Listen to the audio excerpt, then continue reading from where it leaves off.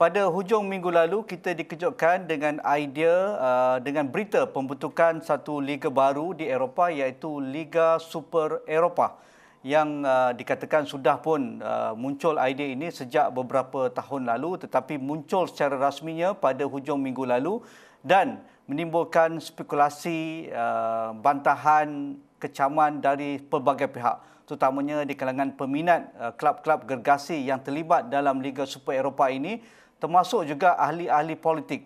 Dan ia menimbulkan satu persoalan, adakah Liga Super Eropah yang dicadangkan ini hanya berorientasikan untung dan juga duit semata-mata ataupun wang semata-mata, kerana klub-klub ini seperti Real Madrid, Manchester United, Liverpool, Manchester City dan sebagainya merupakan klub yang memang kaya, tetapi akibat pandemik sejak setahun yang lalu mereka sudah jatuh hasil tahunan mereka.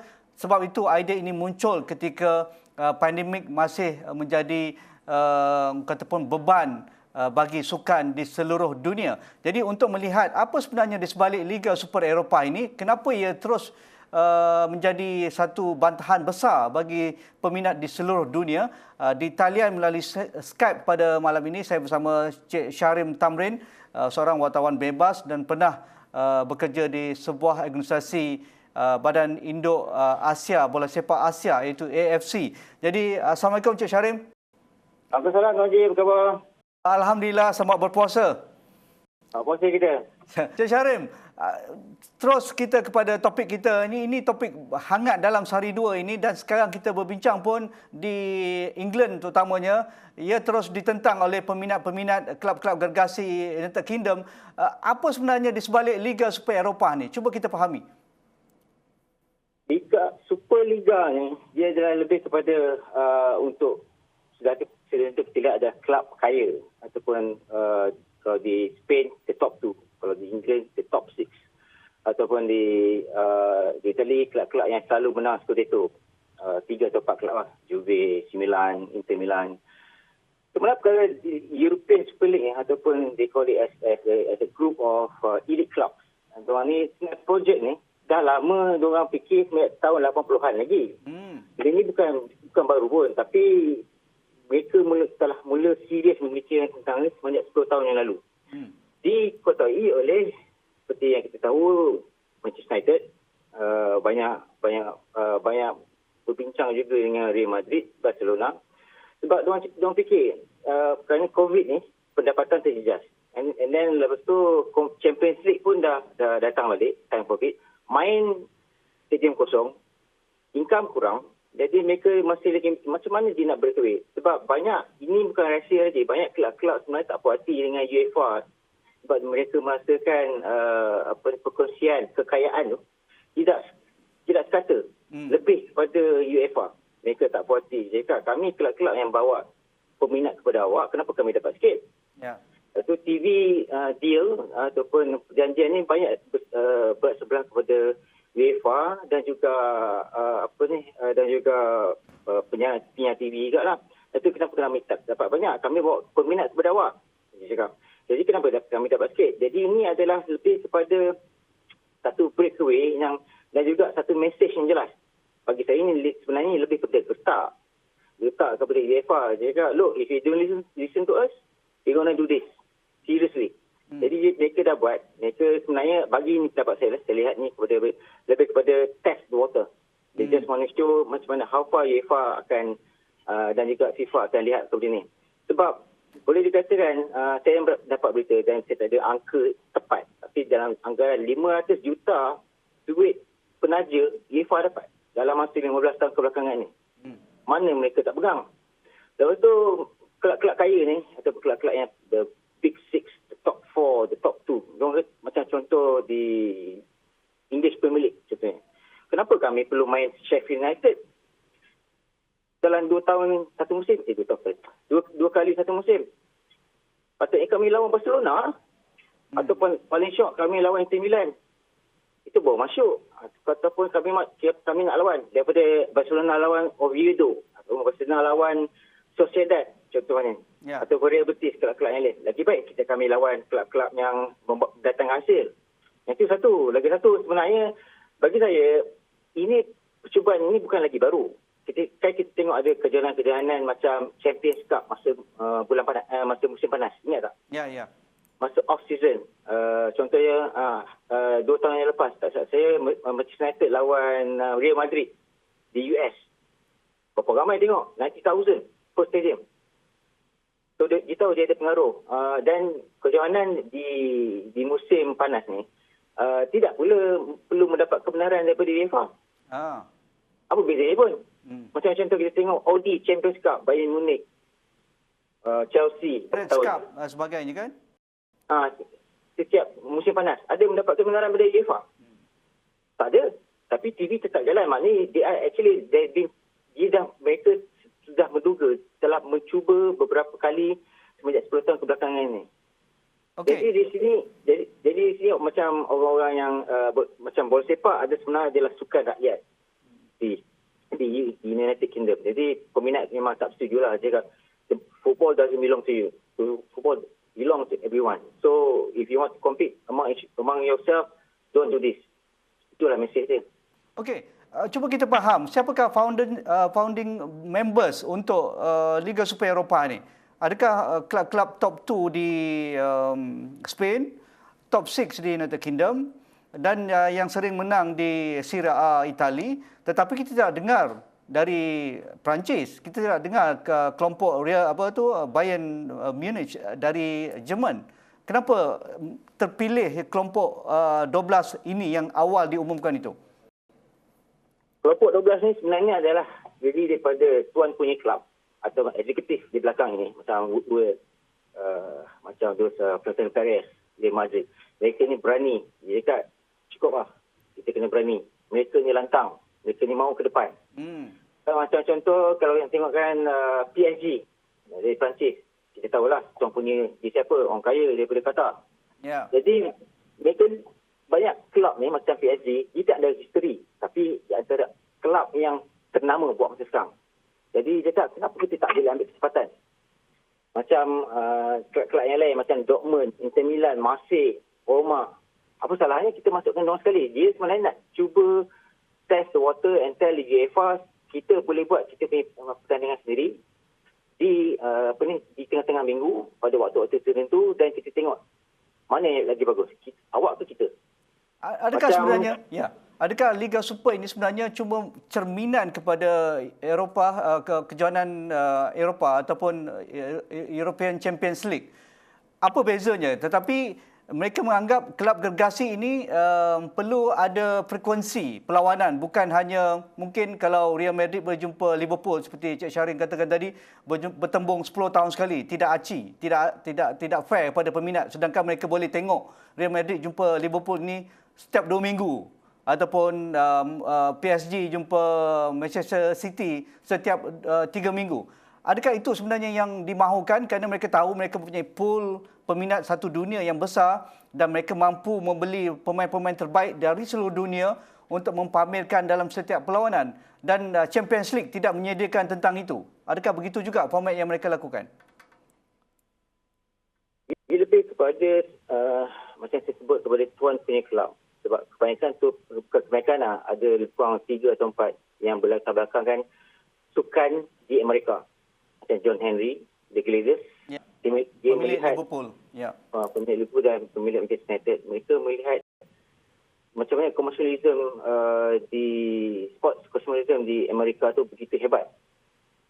American football, baseball, dan bila mereka NBA dan sebagainya. NBA dan sebagainya. Dan kita jangan lupa macam NBA dan juga NFL, National Football League. Liga mereka tidak lama, 6 bulan, 8 bulan, pendek je. NFL. Tapi dia punya pulangan dia amat-amat lumayan lah. Walaupun sekarang ni COVID banyak mengacau pendapatan mereka lah. Dia sebenarnya dia nak tunjukkan kepada media partners dan juga penaja. Dia akan tunjuk kepada dia cakap, kalau kita masuk championship dengan kita punya league, mana best? Dia cakap dengan penaja. Lagi satu yang maklumat saya dapat, siapa yang masuk untuk yang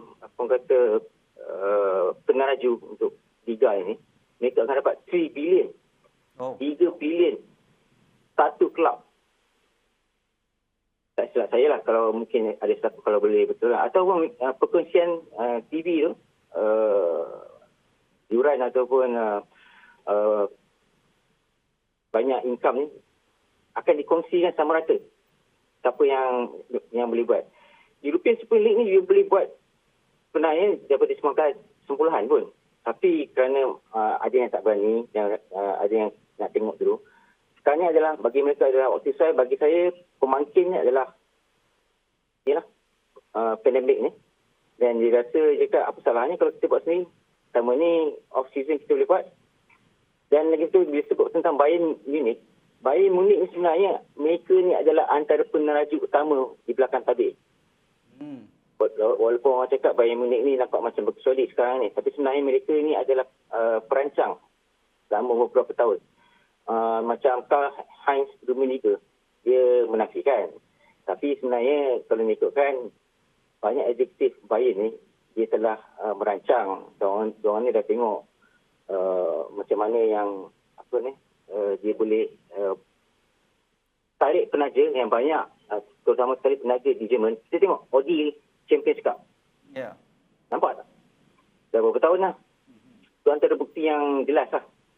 Macam penaja tu penaja yang tak ada kaitan dengan penaja untuk Champions League. Banyak. So many penaja yang belum lagi penaja UEFA. Dia boleh tap the market from Tesla. For example, they can tap the market from GE. GE tak ada kaitan dengan UEFA, tak saksi. So that's the potential lah sebenarnya.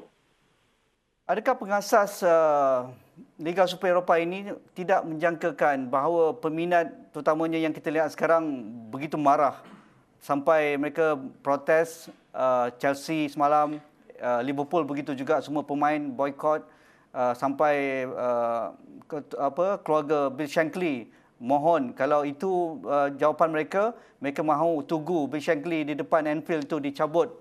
Tidak perlu ada kerana ini milik Liverpool fan. Jadi, adakah mereka underestimate reaksi-reaksi sebegini? Ya, benar. Banyak orang punya kelab ni, mereka ni sebenarnya jarang berada di kelab itu sendiri. Contohnya, tuan punya daripada Amerika. Mereka jarang menyeberang Atlantik tu untuk pergi ke. Mereka masih lagi perlu mempelajari bagaimana perasaan, sentimen on the ground. Mereka tidak faham bahawa ini adalah sukan rakyat. Mereka tidak faham bahawa bola sepak ni bukan setakat hanya untuk kemenangan. They forgot that football is actually is a working class sport yang diikuti oleh orang-orang yang golongan pertengahan. Itu golongan yang bekerja di industri, golongan yang bekerja di pelabuhan Liverpool contohnya. Mereka lupa. Tapi orang Amerika ni, kita harus ingat, orang Amerika ni adalah businessman. They are businessman first and foremost. They are looking for something better. Dia mencari punca-punca yang lain. Jadi mereka tahu yang ada peminat tak puas hati, tapi banyak mereka tak tahu they actually underestimate perasaan peminat dan juga sentimen yang berpuluh-puluh tahun macam mana orang melihat hubungan Bill Shankly dengan peminat bersepak dengan masyarakat di Liverpool. Itu contohnya. Yeah. Itu juga tidak faham bagaimana orang-orang yang bekerja di industri kereta api dulu kala beratus tahun dulu membina pasukan bersepak Newton Heath dahulu kala. Dia tak nampak sentimen di situ. Dan lagi satu, bila antara penampar yang paling kuat yang saya nampak adalah apabila peminat bola sepak Liverpool dan juga masyarakat dan lain-lain, mereka kata kepada klub, okay fine, you want to join, go. But we want to remove our fan flag from the stand. Kami tak nak letak lagi dah kami punya scarf, kami punya bendera. Kami tak nak sokong dia. Nak main-main lah cakap. Jadi kat situ mereka baru sedar ataupun mereka baru nampak the impact and then the resistance bahawa memang diorang betul-betul menentang. Satu yang diorang lupa sekarang ni zaman internet, zaman media sosial. Kena gasak cukup-cukup diorang make banyak owner ni tak faham. Dan tak silap saya baru 1 jam yang lalu John W. Henry telah mengeluarkan video meminta maaf. Saya tengok tadi. Itu bagi saya itu adalah bad PR move. Dia patut dah buat daripada malam tadi ataupun 2 hari lalu. Bagi peminat Liga Inggeris, Liga Perdana Inggeris, bukan hanya di United Kingdom, tetapi mereka ada peminat dari seluruh dunia. Mereka mempunyai ikon tertentu untuk Manchester United, Manchester City, Liverpool, Arsenal dan juga Chelsea. Tetapi kita tahu juga sejarah Liga Perdana, kelab-kelab kecil Leicester City boleh menjuarai Liga Perdana. Jadi apabila mereka menganggap kelab gergasi saja yang layak berada di Liga Super, adakah mereka menghina kelompok-kelompok kelab-kelab Sheffield United, Newcastle dan juga seperti kelab-kelab kecil ini yang tidak layak berada di samping mereka, iaitu kelab gergasi ini? Sebenarnya kelab-kelab kaya ini menduga kesabaran kelab-kelab yang lain. Dan mereka mahu menunjukkan kami ada lagi besar berdawak. Kami boleh buat. Dan juga mereka menduga kesabaran pentadbir bola sepak. Di FA, di Premier League dan juga UEFA lah. Dan juga ini juga adalah satu strategi sebenarnya untuk menarik kelab-kelab yang lain. Come, let's join us. If you have the money, the capability, look at us. Sebab dia nak tunjukkan 12 pasukan ni terdahulu, kalau mereka boleh buat pada bulan 8 kelab contohnya, dia akan menunjukkan macam mana pendapatan lumayan boleh dia dapati dan bagaimana kejayaan dan bagaimana mereka dapat bertukar-tukar ataupun mampu untuk membeli pemain yang bagus atau pemain yang up and coming, berkualiti. Dia boleh juga ajak Leicester, probably Wolves, betul. Ataupun dia boleh ajak sekali kelab-kelab London yang lain. Kelab yang mempunyai infrastruktur yang baik dalam masa 5 tahun akan datang. Kita jangan lupa di Jerman juga banyak kelab yang tersusun rapi, yang elok, yang kira berpotensi memberi saingan yang baik. Dan juga di Perancis kita ada Marseille, kita ada Olympique Lyonnais. Ni kelab semua ni boleh tahan juga diorang ni.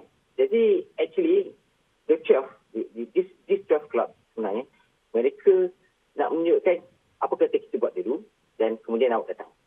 Macam itulah mesej saya.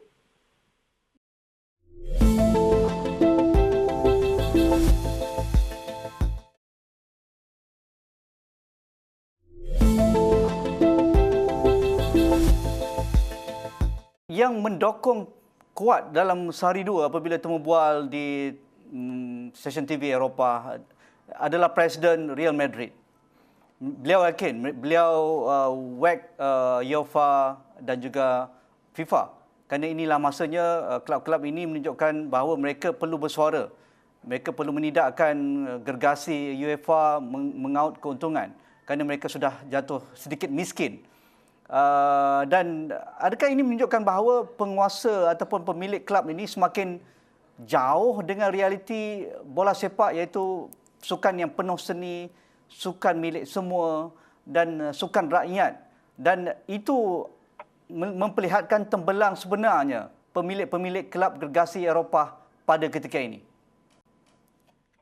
Bagi saya sebenarnya pemilik-pemilik kelab ataupun macam Florentino Perez di Real Madrid dan juga Barcelona, mereka sebenarnya tengah desperate. Dia tengah terdesak amat sangat. Tak tahu kenapa. Beban hutang diorang.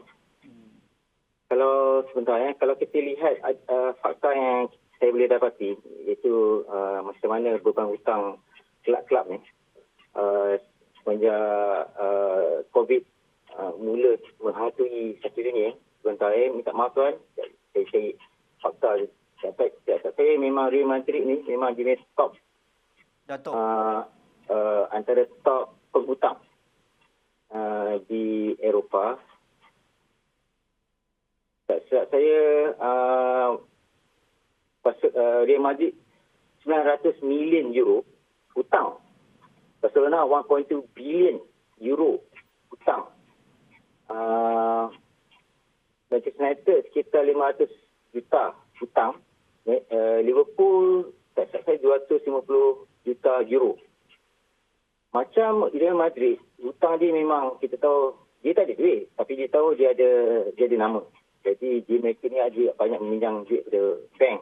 Dan kesan COVID ni memang banyak menghantui kelab-kelab lah kalau kita nampak lah. Sebab inilah langkah yang mereka nak buat dari segi financial dan meneruskan perjalanan tanpa Champions League sebab dia berani. Sebab dia akan cakap UEFA, you don't want us, fine. You ban us, fine. We're gonna move forward. Tapi macam Florentino Perez, dia seorang yang maju ke depan. Belum lagi interview dengan kelab-kelab yang lain. Dalam situasi U-turn sekarang ini, Big Six UK U-turn, Real Madrid masih kekal, mereka yakin ada Ubaswai mungkin mereka akan kembali semula. Siapa pemenang, siapa yang sebenarnya yang rugi, siapa yang perlu melihat aturan bola sepak dunia pada ketika ini? Kelab-kelab ini nama mereka sudah tercalar di mata, di hati peminat. Actually, so dia bad PR move. Maknanya bila dia dah buat sesuatu, dia patah balik. Setelah dapat kena gasak cukup-cukup, dia baru nak buat. Lagi satu, hubungan dengan UEFA dengan FIFA pastinya rosak. I don't know how they going to move on. But, pastinya satu benda yang saya yakin akan berlaku, dalam masa 3 tahun hingga 5 tahun akan datang, European Super League akan timbul lagi. Jadi siapa yang rugi, sudah tentu adalah kelab-kelab ini sebab peminat tidak akan lupa. This will be talk for long sampai bulan Mei, sampai summer, sampai tahun depan, sampai summer depan. People won't forget and then people will remember that kelab ni adalah tamak. Dari segi public relation tu memang sangat-sangat teruk lah. It will be very bad for them. But macam mana diorang nak overcome? I think in the next 3 to 5 years, European Super League masih lagi akan timbul. Bagi UEFA dan juga FIFA, adakah juga kita perlu melihat mereka juga sebahagian daripada isu yang kita lihat sekarang dengan idea Liga Super Eropah? Ya, saya setuju. Perkara ini tidak akan muncul ataupun tidak akan berlaku hari ini ataupun semenjak 90-an kerana tahap percaya kelab-kelab malahan di National Association terhadap UEFA dan FIFA dan juga di kalangan wartawan dan juga di kalangan penganalisa sukan, mereka percaya bahawa tahap